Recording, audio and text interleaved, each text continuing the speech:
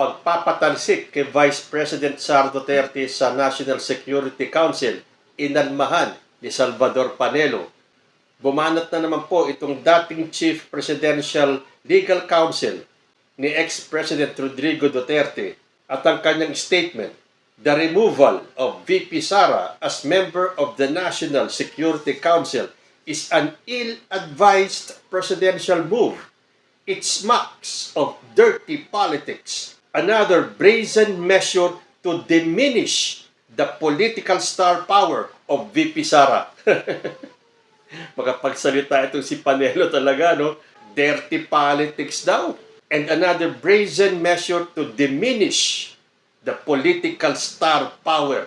Siguro kung nung nasa unit team pa si Sara Duterte, talaga pong malakas ang kanyang political star power. Pero matapos pong mahukay ng Quadcom ang mga anomalya sa panahon ni VP Sara bilang Secretary ng Department of Education at sa mga anomalyang na nadiskubre din ng Quadcom sa OVP. Anong political star power pa itong sinasabi ni Panelo? Sabi nga ni Yayam Dizon, what star power? What diminished? Her trust and satisfaction ratings have been going down for the past 2 years simply because Filipinos are learning from their mistake of electing a VP with an allegedly unstable and criminal mind. Balita kasi sa Filipino Star ngayon, pagsipa kay VP Sara sa NSC, maling hakbang ayon kay Panelo. Pinuna ni dating Chief Presidential Legal Counsel Salvador Panelo ang desisyon ni Pangulong Ferdinand Bongbong Marcos Jr. na alisin si Vice Presidente Sara Duterte sa National Security Council. Sa isang pahayag, sinabi ni Panelo na nagsilbing tagapagsalita ng palasyo ng administrasyon ni Duterte na ang pagtanggal kay VP Sara bilang miyembro ng ASC ay hindi magandang hakbang.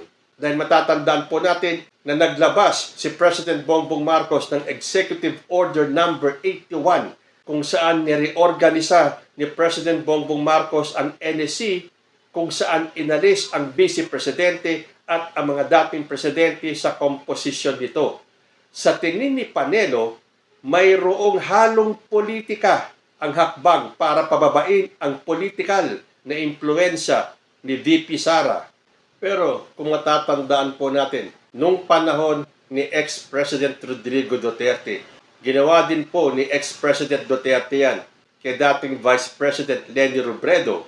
Sabi po sa isang post na nabasa ko, sa mga kritiko ng Administrasyong Marcos, tila naging issue ang desisyon ni Pangulong Ferdinand Marcos Jr. na alisin si Vice President Sara Duterte mula sa National Security Council.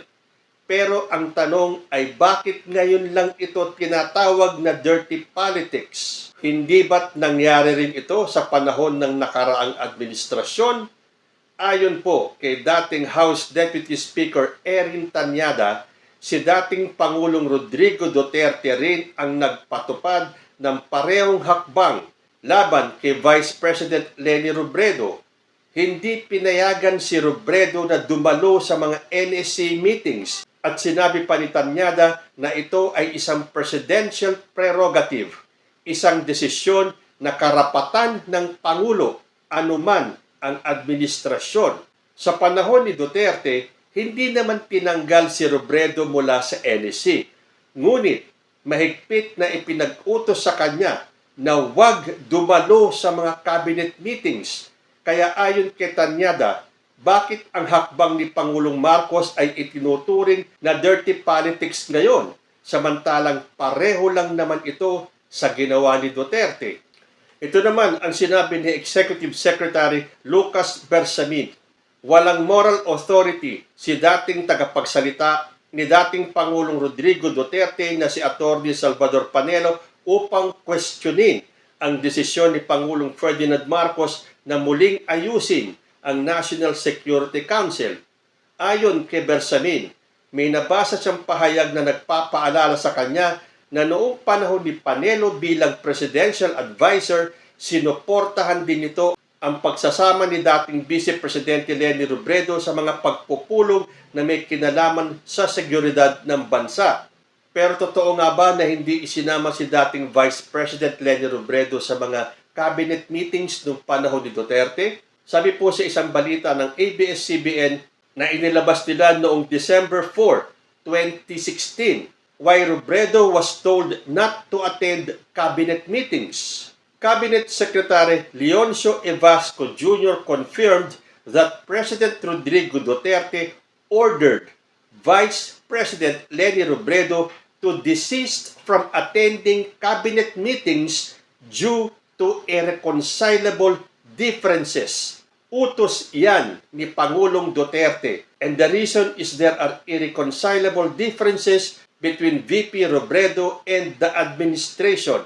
Robredo announced that she will tender her resignation as Housing Secretary, noting major differences in principles and values. Sabi ni Leni Robredo, she received a text message from Evasco relaying the President's instruction through his executive assistant Bongo for her to desist from attending all cabinet meetings. Sabi ni Evasco, if officials cannot jibe with Duterte, then they better resign.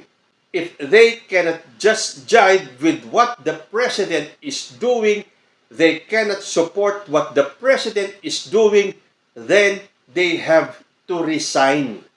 O hindi ba, dapat ganyan din ang sabihin kay Sara Duterte.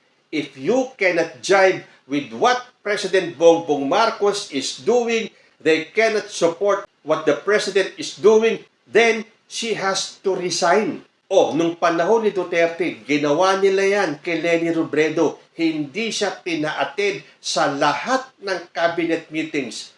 Bakit? Due to irreconcilable differences. So, ano ang kaibahan niyan ngayon sa panahon ni President Bongbong Marcos? Ginawa nyo kay Leni Robredo, pero ngayon ginawa ni President Bongbong Marcos kay Sara Duterte na alisin sa NSC, nagpupuputak kayo, sasabihin ni Panelo, dirty politics. Yan kasi ang sinasabi ko. Kapag sila ang gumawa, okay lang. Pero kapag ginawa sa kanila, pumuputak na sila. Sabi tuloy ng isang analyst, deja vu. Rodi Duterte also removed Leni Robredo from NSC. Political analyst Ed Montayaw said the removal of Vice President Sara Duterte from the National Security Council is a deja vu of what happened to then Vice President Leni Robredo during the tenure of President Rodrigo Duterte. Sa isang panayam sa programang Agenda, sinabi ni Tayaw that reorganizing the NSC is nothing new. Actually, ang isasagot ko lang doon sa sinabi ni Attorney Panelo ay deja vu. Kung natatandaan natin, noong panahon ng dating Pangulong Duterte, tinanggal din naman ang Vice Presidente Leni Robredo kasi national security nga yan eh. Kung sa tingin ng mga opisyal ay hindi makakadagdag o hindi kailangan o meron pang ibang considerations or reasons kung bakit hindi isasama sa National Security Council ay talagang discretionary yan ng Pangulo. Because at the end of the day, when we speak of national security, that is plain and mainly an executive function which is obviously nasa presidente. Okay, so sasabihin ng iba, hindi naman tinanggal si Leni Robredo sa NSC. Pero sabi nga ni Tayaw, there is 1,000 ways of skinning a cat. Hindi nga inalis si Robredo sa NSC, pero inutusan siya na wag nang a-attend sa lahat ng cabinet meetings ni then President Rodrigo Duterte. So, kung iisipin natin mabuti, si Sara Duterte inalis sa NSC. Si Leni Robredo was forbidden to attend all cabinet meetings ni Duterte. So, may pagkakaiba ba? Sabi naman ng columnist sa News 5 na si Manny Mogato, removing VP Sara Duterte and her father from the National Security Council was very logical after the Vice President had threatened to kill the president, the first lady, and the president's first cousin, who is also the Speaker of the House of Representatives, the fourth highest public official. Marcos felt unsafe to let the Dutertes sit in a meeting to discuss national security issues, including potential threats to his safety and life. It is not only President Bongbong Marcos who feels unsafe having an elected official with erratic behavior nearby. It is about the safety of everyone, from government officials to ordinary citizens. We are not just dealing with one unstable individual. We are facing an entire security contingent with questionable cult-like loyalty. Imagine hundreds of them moving and surrounding the president whenever she's nearby or even in the same room. The risk isn't just the person. It is the army of enablers that comes with her. If we don't feel safe, why would anyone? Especially after this official publicly admitted to hiring extrajudicial experts to diminish the existence of 3 Filipino people. This isn't just logical.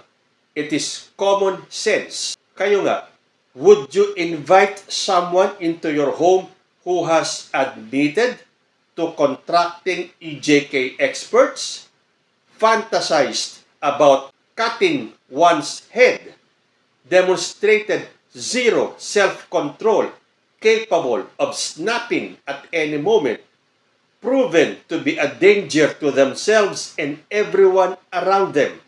So why should anyone, especially the president, feel safe? This is more than a leadership issue. It is a wake-up call for the Filipino people. We must put an end to electing individuals who have no respect for human life, the life of every Filipino. If this person can threaten the President of the Republic, what assurance do ordinary Filipinos have? People without political power, security, or influence are even more vulnerable. Sa Tagalog, kung nagawa niya ito sa Pangulo ng Pilipinas, ano pang laban ng isang karaniwang Pilipino, yung hindi mayaman, walang koneksyon, at walang seguridad? Think about it. Kanino ka papanig? Papanig tayo kay PBBM at sa tama. So sa tingin niyo, karma ba itong nangyari kay Vice President Sara Duterte?